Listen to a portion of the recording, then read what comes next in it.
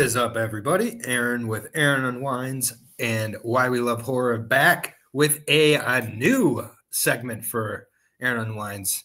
Aaron Unwinds is really, taking a few twists and turns in its first, like 30 episodes, 20 episodes.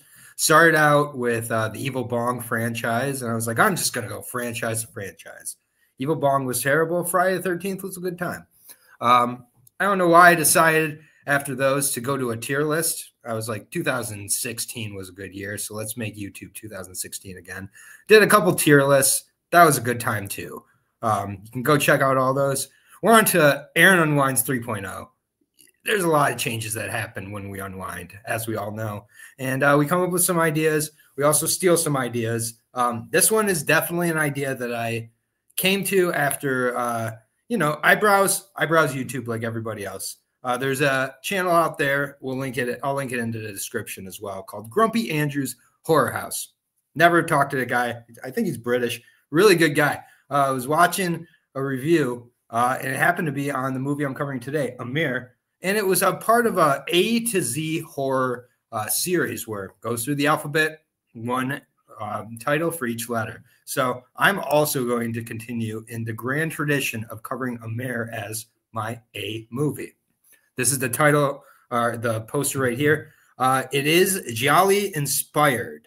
And I really like my Giallis. I say Gialli, so I'm, meaning business here. But I really have over the last year or so, I'd say more seriously, gotten into Mario Bava, Dario Argento, mostly, and a few others as well.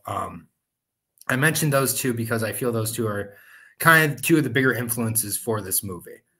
That being said, this is a psychological horror movie, I would say, psychosexual horror movie. It's also very art house. Like inside the art house, this is in the art house, inside the art house. So it is going to be a bit pretentious. The directors are Helene Catet and Bruno Forzani. I believe they're a married couple. And these two, I've seen two of their movies now.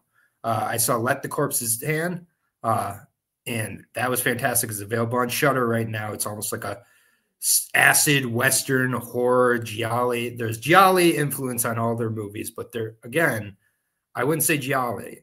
They're a Giallo. So like this movie, for example, there's no mystery to this movie. It's essentially 3 short stories. And I could get into spoilers, but there's not a lot of spoilers here. It's about this woman's life, Amer, starting as a young child.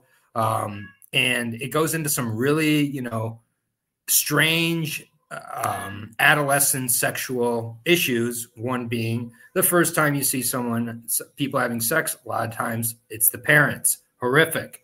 That's done in this movie to a horrifying degree.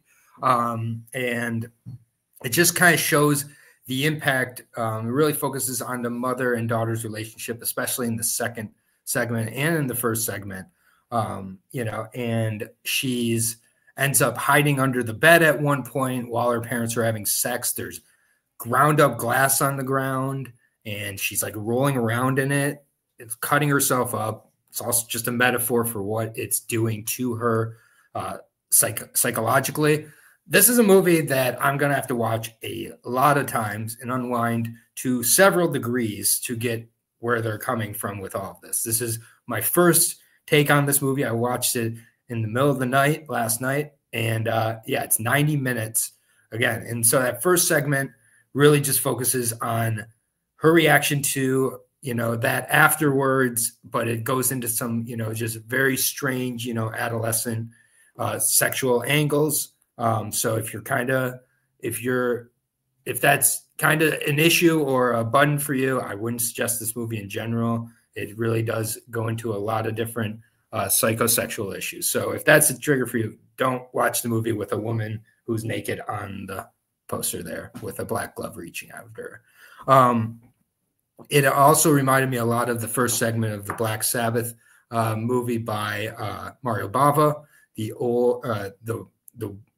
old woman in this movie, definitely inspired by that.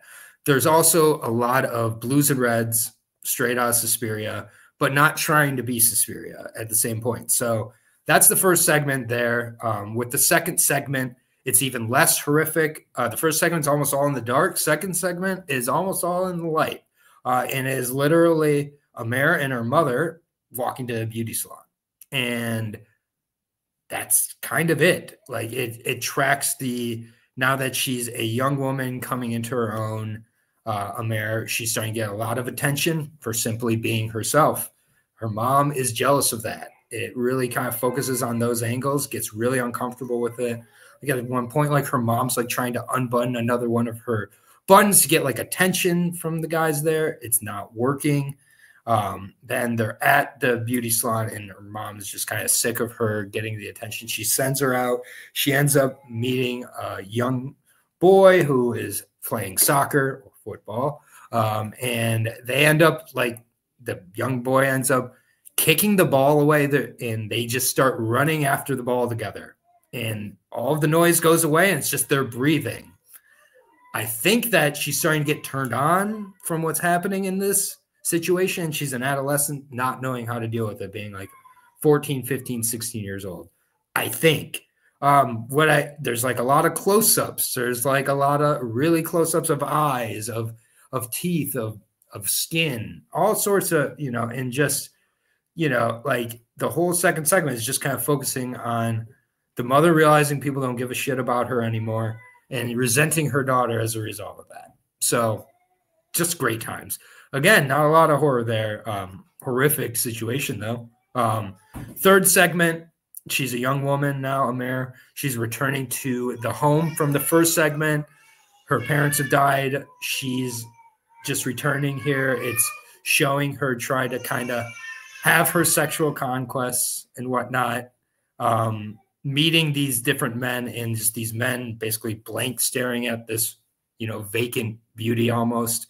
At another point in this segment, she's in a bathtub, which is empty. Nothing good happens in bathtubs in giallo movies. So nothing good happens here in the bathtub. It's an empty bathtub she's in. She has a comb. She starts to pleasure herself with the comb. All of a sudden now the tub is full of water. I think that's supposed to represent her being turned on. Again, I didn't really get all of this, but I liked it. I really liked it all. Like all three segments, I do feel flow together. I don't think it was just three separate segments that don't make sense together when you see it in the full picture. And then it does go into the it goes full on giallo by the end with a straight razor and a man being sliced and diced by Amer. Why that happens, you can see in the movie. I didn't put up spoilers here because nothing I said was really spoiling this movie. This is a movie that is meant to be experienced. I'm not sure what the full plot is or if there really is a plot. Some people are going to watch this movie and be driven crazy. If my description here has made you upset, probably you can avoid this movie. It's a hard movie to find. You really have to seek it out. But so far, I've seen Helene Catet and Bruno Forzani. I've seen two of their movies. I am an absolute fan. Let's go ahead and get to those ratings now.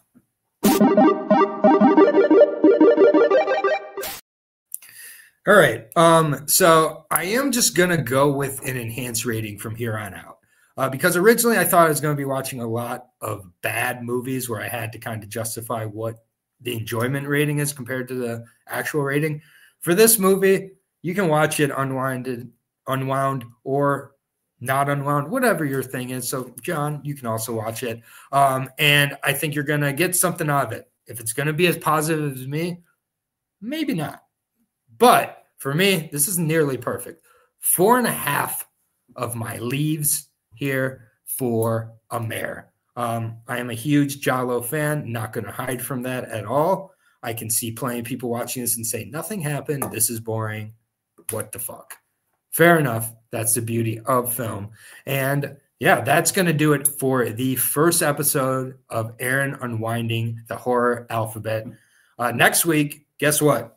I'm only going to make this joke a few times with guessing what. It's B. We're in B next week, and it is Burnt Offerings from 1976 with Oliver Reed. I've had this movie suggested to me 3 times in the last month. I'm a 70s horror aficionado, and Oliver Reed is my second father. So where have I been? Anyways, like and subscribe, and here's everything coming up on the channel. Thank you.